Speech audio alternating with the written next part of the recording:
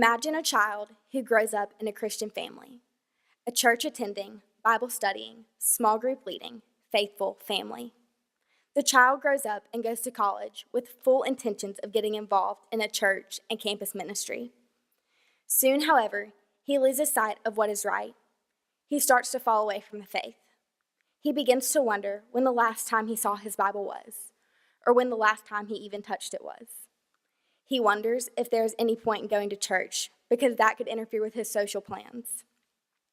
It is the least of his worries. In fact, he does not even know if he believes in God at all anymore. Was it due to peer pressure? Too much freedom? New opportunities and big choices? All of it was due to his pride and disregard to what is right. His grades drop. He is always partying and drinking, and his girlfriend is his new idol. For Christian parents, Proverbs 22:6 is a base for raising children. It states, "Train up a child in the way he should go, and even when he is old, he will not depart from it." Parents cling to this verse and the promise within it, yet sometimes the children still reject the faith. Yet why do these children sometimes fall away from their faith that their parents have taught them? The way Christian children have been trained in America has fluctuated tremendously over the years. In the early years of America, Christian people groups played an extremely important role in the community. Most towns were very involved or even captivated with religion. They spent entire days devoted to church. By the 18th century, the vast majority of people in each town attended church regularly. They even had laws that demanded everyone attend church and pay taxes for the ministers' salaries. This occurred in New England when the people were mainly Protestants. Today, our cultural approach to parenting has changed. Parents look at their children differently, much different than in the colonial age. For example, children today are looked at with a baby's sense. For example, if the child is too tired or grumpy or simply has just had a bad day, the parent may not make the child go to church, Bible study, etc. In the colonial age, the family as a whole attended church, no matter the circumstances. Parents are to engage in their children's lives, to push and boost them forward, to instill a true love of the Lord into them. Some parents are allowing unacceptable behavior, both physically and spiritually, from their children, which is molding them into what they will become into the future. Are children raised in Christian homes really at risk of abandoning their faith? Young people who identify with Christianity are very likely to hold false views or their own personal views on faith. For instance, one misconception regarding Christ is that he was only just a good man, maybe a wise philosopher, but most definitely not the Son of God. So these people believe they are following Jesus, but really they have not accepted the gospel. They might have the head knowledge of Jesus, but they do not have the power of Jesus in their hearts. According to Alex McFarland and Jason Jimenez, unprecedented amounts of millennials are leaving the church and completely losing what they have built their faith on. Studies show that approximately 25% of college professors are either agnostic or atheist. Only 6% of professors referred to the Bible as the Word of God. 51% describe the Bible as a book of fables.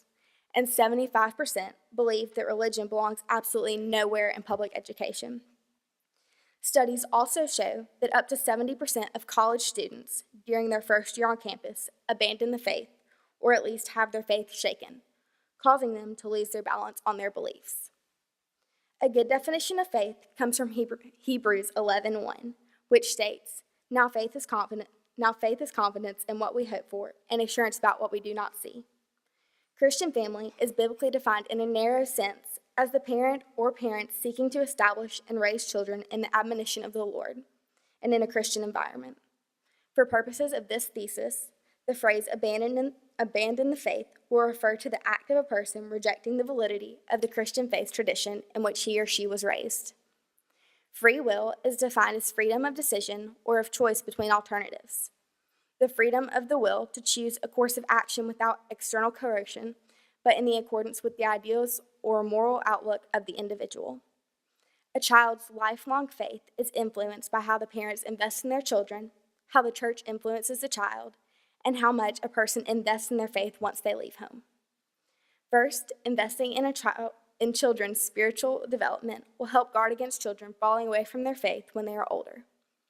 Second, the church impacts the way the child views their faith. And finally, how a child must put their faith into practice from a young age to be prepared for when they leave home. First, parents play a major role in the child's faith. Therefore, they must be firmly established in their own beliefs. Ted Tripp says that parents are a child's guide, and because of this, a parent must assess both himself and the child, along with how the child responds to faith. Before discipling a child, the parents themselves should be sure that their faith lines up with the scriptures. Some parents do not always have a correct view on their faith or the word or doctrine. And if the parents do not know the truth and they are believing a false doctrine, then how does one know if they are educating their children correctly in faith? If a parent wants to instill in the child, for instance, the truth that gossip is bad, but the parent proceeds to gossip in front of the child, then what good is that lesson? Parents should pray with their children, teach them virtues, and teach them how to talk to God at a young age. The family as a whole should attend church regularly. For example, when parents tell their children that church attendance is important, but the family does not attend church regularly, the parent has set a poor example for the child. Therefore, they should hold fast to their words and cling to what is right, so that they may educate their children in the correct way. Parents should instruct their children in a clear, simple faith and model that faith consistently. Christian parents should continually be a guide to their children. Shepherding a child's heart means to focus on the internal overflow of the heart and not the external behaviors. Trevin Wax also speaks on how believers who are parents should shepherd the children's hearts. Parents should be concerned with their children's hearts because God is concerned about all hearts of people, for the heart is the wellspring of life. Parents should model a Christian lifestyle. Parents should exemplify love to others, guard their children from worldly things, have a good marital relationship, watch how they speak to one another, and seek to honor the Lord in all that they say and do. They should follow the words of Paul in 1 Thessalonians 5:17, pray without ceasing. They should never fail to let the scripture lead their family. The parents should also have a strong relationship with their child. This healthy relationship between the parents and their children should start with a simple instruction in Proverbs 22:6 to train up their children. These are some good steps to take when modeling this lifestyle for your children because it is pleasing to the Lord. Secondly, the church impacts the way the child views their faith. From childhood until they leave their church and go their own way, the congregation, leaders, pastors, and friends in the church mold the child's faith into what they will believe. The child's local church family plays an extremely important role in the child's life.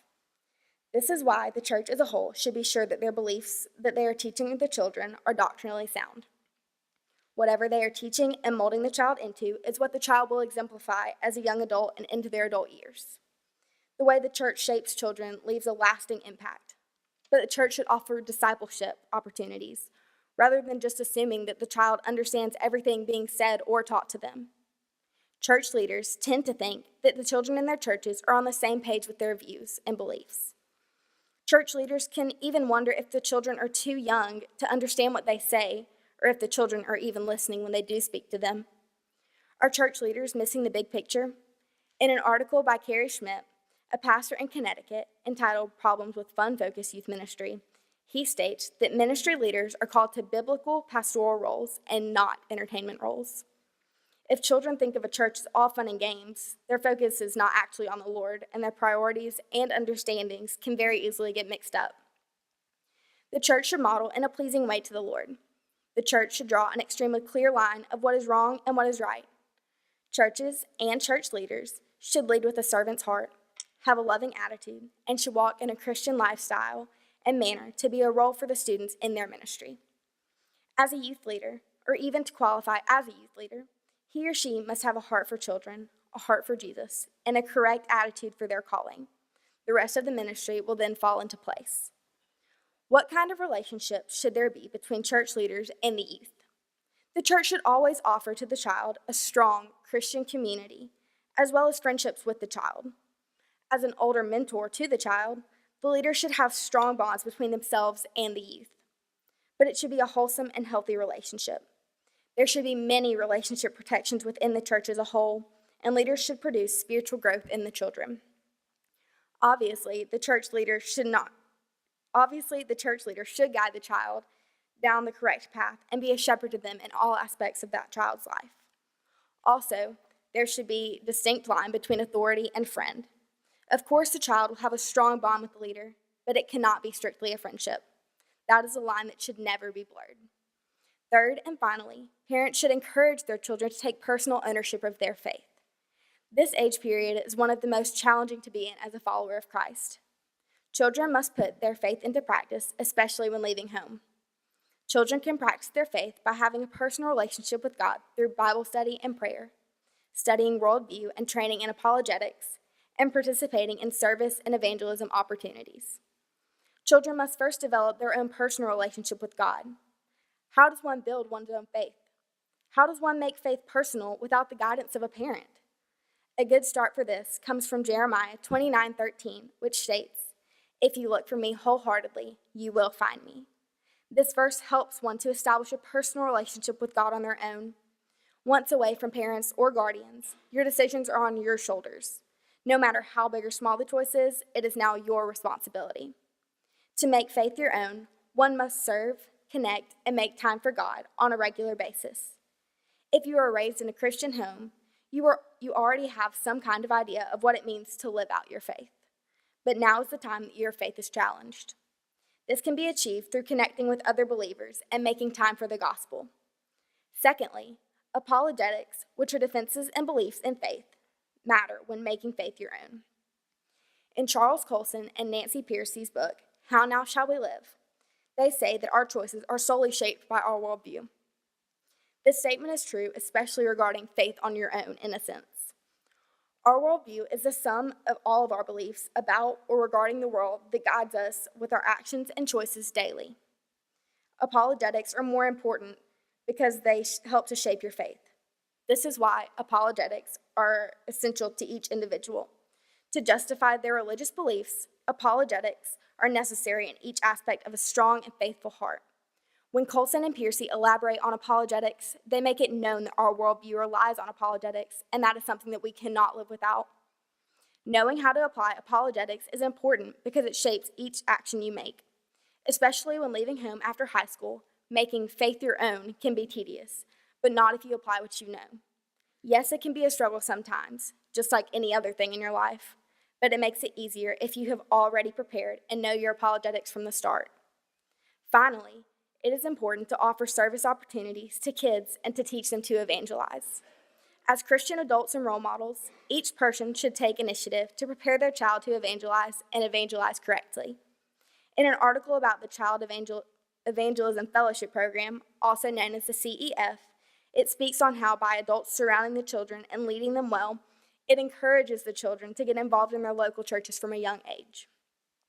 The CEF has programs established all across the United States and 176 countries, 750 full-time workers in the U.S., an estimated 40,000 volunteers in the U.S. and Canada, and over 1,200 missionaries overseas, approximately 1,000 of them being nationals. Programs like these and the people in them are why children can be serviced and encouraged to evangelize outside of their comfort zone, especially in the later years of their lives when they are on their own. Therefore, each individual should begin to help these children from infanthood forward to help them into the future. Some may say that parenting has nothing to do with the child falling away from the faith, but that is a personal decision of that child. But one may ask the question, did your parents not impact you as a child? Parents influence their children, children's friends, and even other family members. If a child hears the parents speak what they believe, the child wants to be just like them, whether it be the correct thing or not. Also, if a parent believes or has an unbiblical view of faith and teaches it to that child, is it not then a parenting issue and their faith issue? The mixing of these things can cause so much confusion in the child and will warp their outlook. Take a parent who teaches their child virtues, but turns around and lies to their spouse in front of their child. The parent is supposed to adhere to what they are teaching the child, but instead it is not following the principle that they have taught. Therefore, speaking and living out the truth of the Bible are equally important. We are called to instill our Christian faith and beliefs into others surrounding us. We are to talk about issues concerning our world today, to shed light on those things, and to help others see the truth, beauty, and goodness in a relationship with the Lord Jesus Christ. Christians should be encouraging younger Christians in their faith. Once again, Christian children are falling away from the faith due to parents not having an accurate view of the correct doctrine, model, and relationship for and with their child, their local churches, and not putting their faith into practice. We, as a Christian body, the hands and feet of Jesus, are to have a lasting and transformative relationship with Christ. Thank you.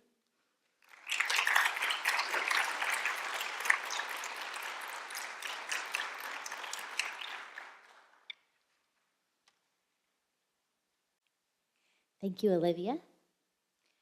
What kinds of steps do you plan to take next year in college to guard the faith which has been entrusted to you? I think that it is a great way to start by making friends with the people that you are going to be attending college with, and to see what their faith is all about, and then from there to find a group to attend a church with, and to find a church that you have the same beliefs with. What are your thoughts on Christian students attending public universities? I think that Christian students who attend a public university is a really good opportunity to evangelize more than it would be at a private. How should a parent handle a situation in which a child openly denies the existence of God and rejects his faith? Can you repeat that? Yes. How should a parent handle a situation in which the child openly denies the existence of God and rejects the faith? Well, there is only so much a parent can do to help a child to understand faith, and it is the child's choice of what they believe, but a parent cannot force faith into a child. How do you think the church should respond to youth who express doubts or alternative beliefs? Well, especially when children have questions, I think that the leaders in the church should take initiative in that and ask them questions back to make sure that they understand what they're talking about. Do you consider children's church worship?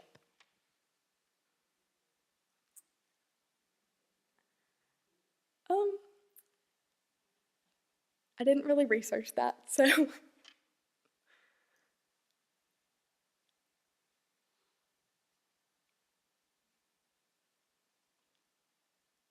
Do you think that a child can still rebel even if parents and the church follow all of these steps? Most definitely they can. The child is ultimately going to make their own choice, and the parent can't really stop them once they get to a certain age of how restrictions are put forward.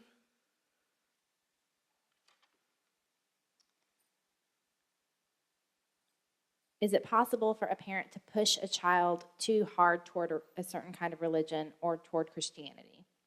I do think that is possible, because if you force something onto a child, they are more likely to rebel than if they make their own personal decision. Is there any circumstance in which it is acceptable to miss church? I think yes. Obviously, if you have a sick child or there's like a tragedy in the family or something, there's always going to be an exception for something like that. In the book Revolutionary Parenting, a survey found that children who most likely fall away grew up in homes where they failed to witness their parents living out their faith. How would you suggest parents make faith real in their homes? I think that a parent should start from a young age with the child and get the child involved in as much or as many Bible studies and personal family beliefs. Thank you, Olivia.